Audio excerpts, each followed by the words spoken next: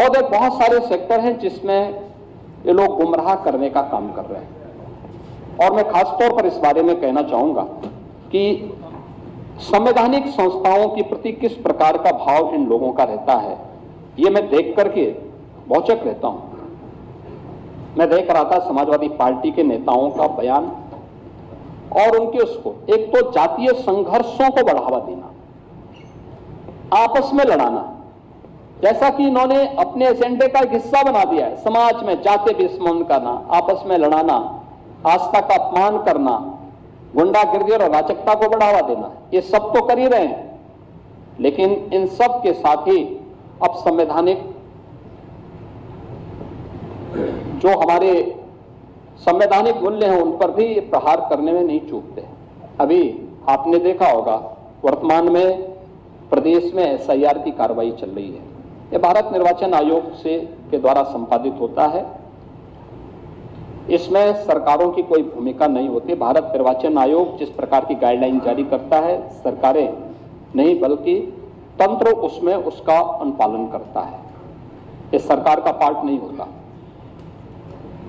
लेकिन भारत निर्वाचन आयोग एसआईआर की कार्रवाई में ईएसडी में एब्सेंट, डेथ एंड शिफ्टिंग 2,88,00,000 से अधिक लोग या तो अनुपस्थित पाए गए या मृत पाए गए या फिर शिफ्टिंग है। हमें आश्चर्य होता है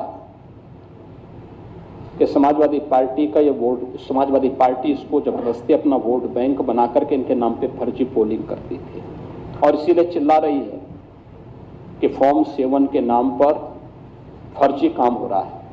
देखिए, तो व्यवस्था एक बनाई है भारत निर्वाचन आयोग ने कि फॉर्म 7 यानी 3 प्रकार के फॉर्म दिए गए। फॉर्म 6 नाम चढ़ाने का, फॉर्म 7 नाम काटने का और फॉर्म 8 कोई संशोधन प्रस्तुत करना है तो इन सबको लेकर। फॉर्म 6 हो, आपको प्रमाण देना पड़ेगा कि मैं यहां का मतदाता हूं। कोई नया मतदाता है, फॉर्म 6 भरेगा। फॉर्म 7 किसी को नाम कटवाना हो, किसी का नाम कटवाना हो, फॉर्म 7 आप भरिए।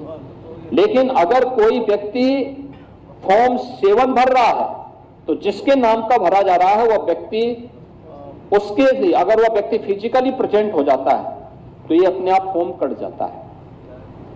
मैं नहीं समझ पा रहा हूं कि इसमें चिल्लाहट की कौन सी बात है और ये आरोप प्रत्यारोप की कौन सी बात है। और जिस तरीके से इनके पदाधिकारी और इनके कार्यकर्ता बीएलओज के साथ में इस पूरी प्रक्रिया के साथ जुड़े हुए लोगों के साथ दुर्व्यवहार कर रहे हैं, मारपीट कर रहे हैं, ये शोभा नहीं देता है।